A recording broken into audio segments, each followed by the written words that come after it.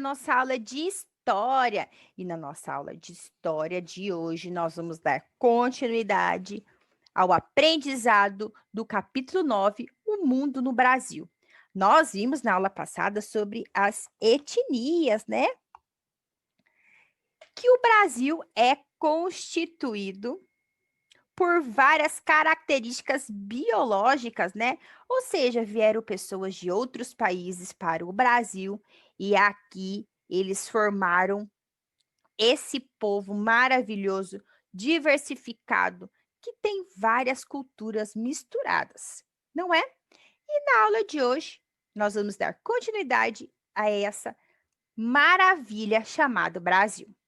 Muito bem, vem cá. Você sabe me dizer como era feito os registros antigamente?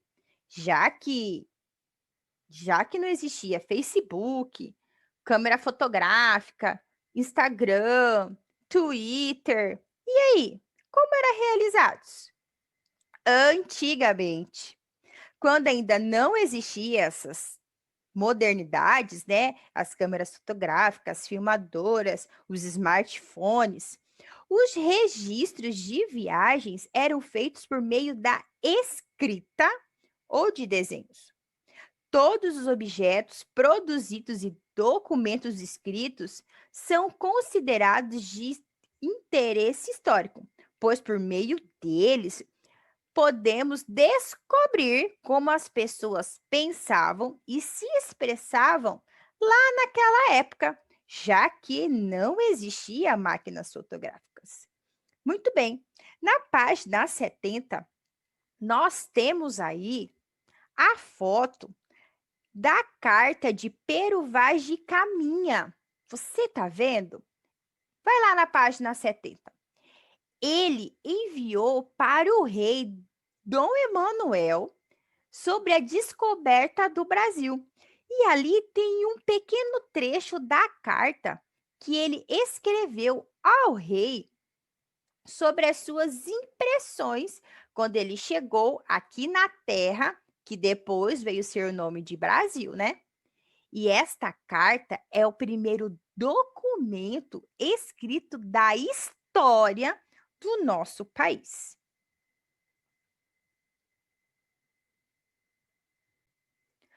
Observe esta carta escrita por Pero Vaz de Caminha em 1º de maio de 1500, durante a primeira vinda dos portugueses ao Brasil. Ele era escrivão, ou seja, ele acompanhava os navegantes para registrar e escrever os acontecimentos. A carta, então, foi dirigida ao rei, que financiava, ou seja, que pagava as viagens. Atualmente, essa carta se encontra no Arquivo Nacional da Torre do Tombo, lá em Portugal, na cidade de Lisboa. Ela permanece em um cofre e só é exibida ao público em ocasiões muito especiais. No ano de 2000, quando foram comemorados os 500 anos da chegada dos portugueses ao Brasil, o documento integrou exposições em diversas capitais brasileiras. Isso mesmo, a a primeira carta escrita ao rei, estava aqui no Brasil, para que todo mundo pudesse observar.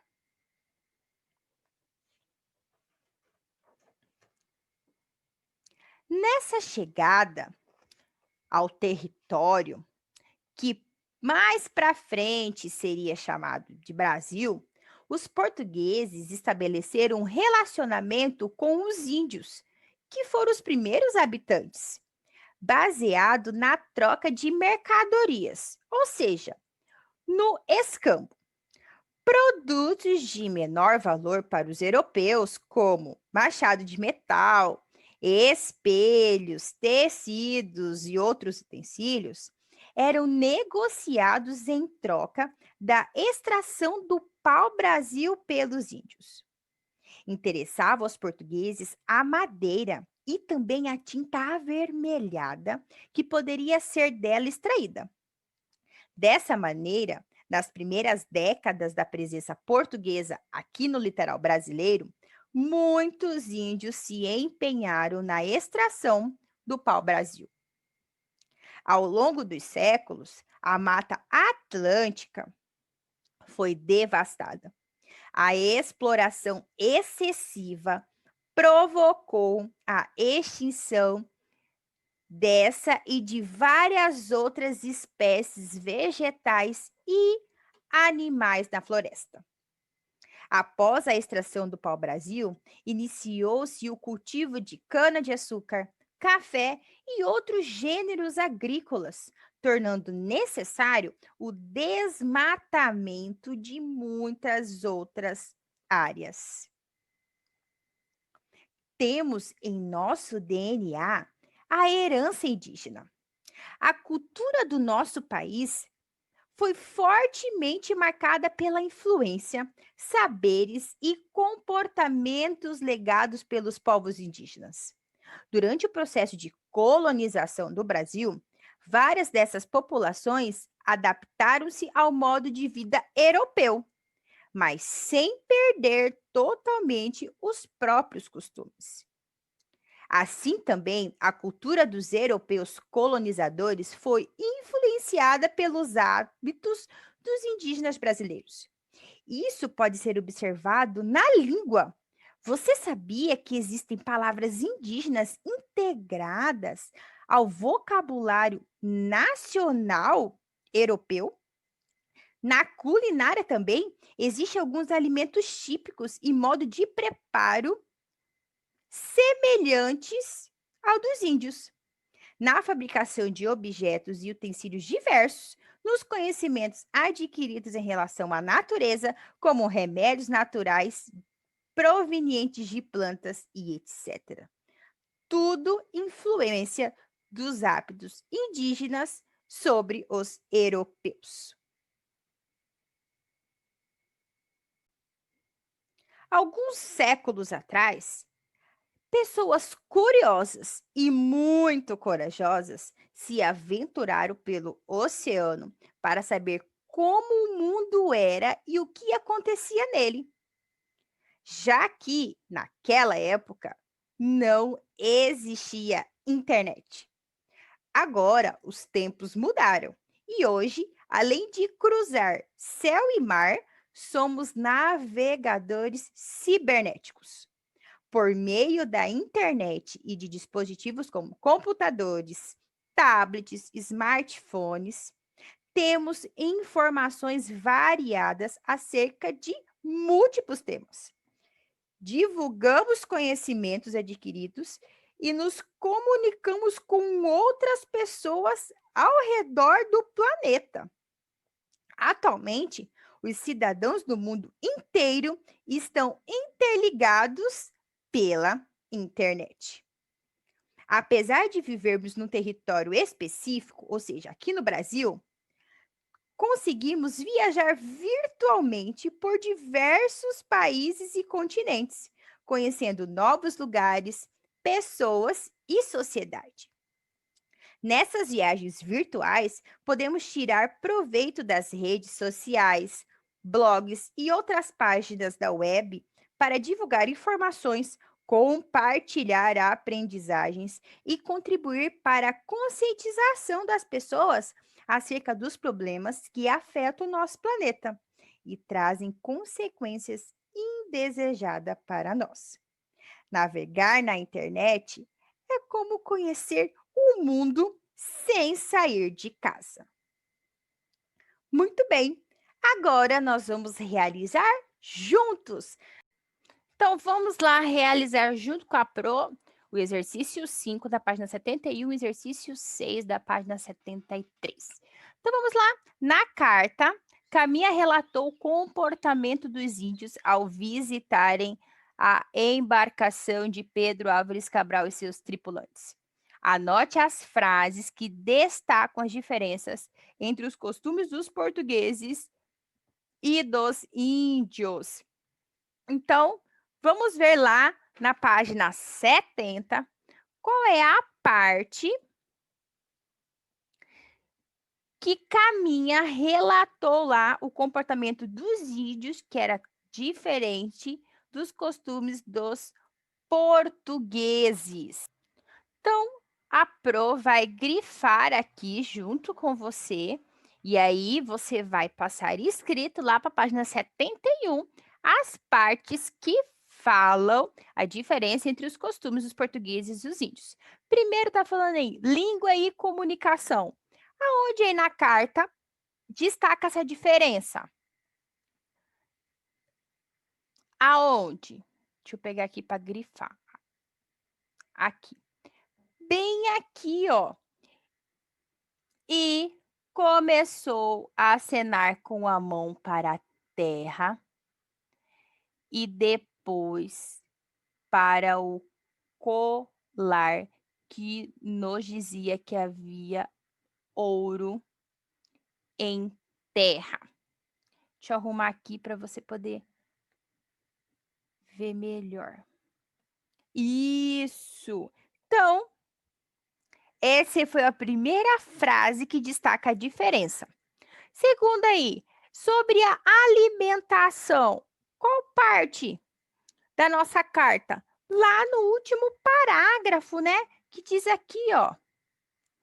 Deram-lhes ali de comer pão e pescado cozido, confeitos, fartéis, que é pãozinho de trigo assado e recheado com iguarias da culinária portuguesa, mel e figos passados. Não quiseram comer quase nada daquilo. E se provavam alguma coisa, lançavam-no logo fora. Trouxeram-lhes vinho numa taça, puseram-lhes assim a boca tão leve e dele não gostaram nada e nem quiseram mais. Então, os índios não gostou de nada que veio de Portugal. Era diferente, né? Tanto a linguagem, a comunicação, quanto a alimentação. E agora, o modo de agir. Será que qual que era a diferença? Aonde que está isso? Está bem aqui. Os nativos, né, entraram e não fizeram nenhuma menção de cortesia. Eles não sabiam o que era cortesia, o que era dizer obrigado, dar licença, bom dia, nem de falar ao capitão, nem a ninguém. Por quê? Porque eles nunca tinham tido contato com nenhuma outra cultura além deles mesmos, né? Então, com certeza, seria diferenças bem nítidas, né? Entre o povo português e os indígenas. Muito bem, então, essas partes grifadas aí, você vai anotar na página 71. Aqui, a língua. Deixa eu colocar aqui, ó. Aqui, né? Do E é o primeiro, a língua. Esse aqui é o segundo, que é o alimentação. E esse aqui é o terceiro, né? Que está falando sobre o modo de agir dos índios. Muito bem. Então, agora vamos para a página para a página 73. Vamos lá? 73 está dizendo assim. Número 6, complete a tabela mencionando a influência indígena, que é muito grande aqui no nosso país, nos seguintes aspectos da cultura brasileira. Então, nós vamos colocar aí alguns nomes de pessoas que são da influência indígena, ou seja, que tem a... não é a tradução, que tem o significado indígena. Então, nós vamos colocar aqui alguns exemplos. Claro que são só sugestões. Se você quiser ir pesquisar e achar outros nomes aí que vêm da fluência indígena, pode pesquisar, não tem problema nenhum. Então, eu vou colocar alguns aqui, ó. Iracema, que significa lábios de mel. Temos também Cauê, que significa homem bondoso, que são nomes indígenas. E vou colocar um terceiro aí, Tainara. Sabe o que quer dizer Tainara na língua indígena, lá para os indígenas? Estrela. Que lindo, né? Agora vamos colocar aí alguns nomes de cidades, né? Que vieram aí da influência indígena. Vamos lá, vamos colocar 3 também. Primeira cidade aí, lá do Paraná. Chama Piraquara.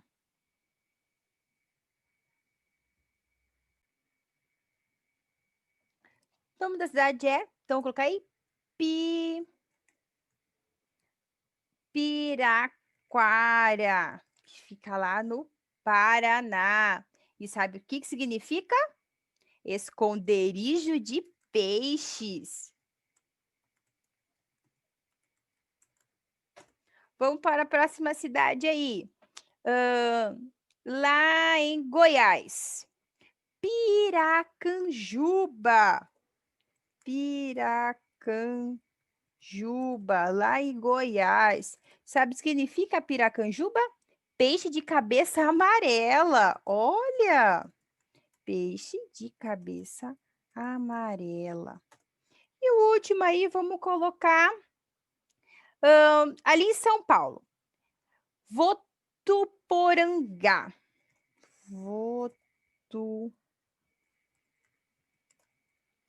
Em São Paulo. O que significa? Vento bonito. Significa vento bonito. Bem legal, né? Que cultura rica que nós temos aqui no nosso Brasil. Vamos agora à culinária aí. Qual a influência da culinária indígena, então? Quais são eles? É a mandioca, né? Que eles fazem muita coisa com mandioca. O palmito, abóbora, várias raízes, tapioca. A professora mandou para vocês uma receita bem legal, né? Dos indígenas, né? Com a tapioca. E vários tipos de temperos. Artesanato, nós também temos aí a grande influência, né? Na cerâmica.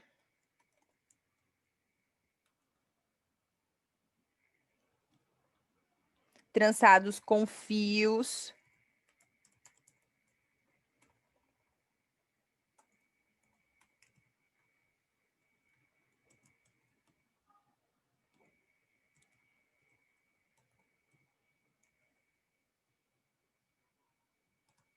Com as sementes.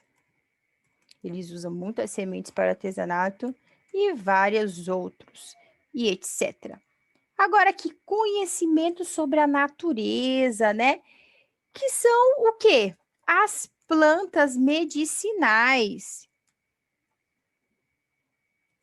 Os remédios, né? Que são feitos com as plantas da natureza. O povo indígena deixou uma influência muito forte no nosso DNA, né? Então, essa foi a atividade de hoje.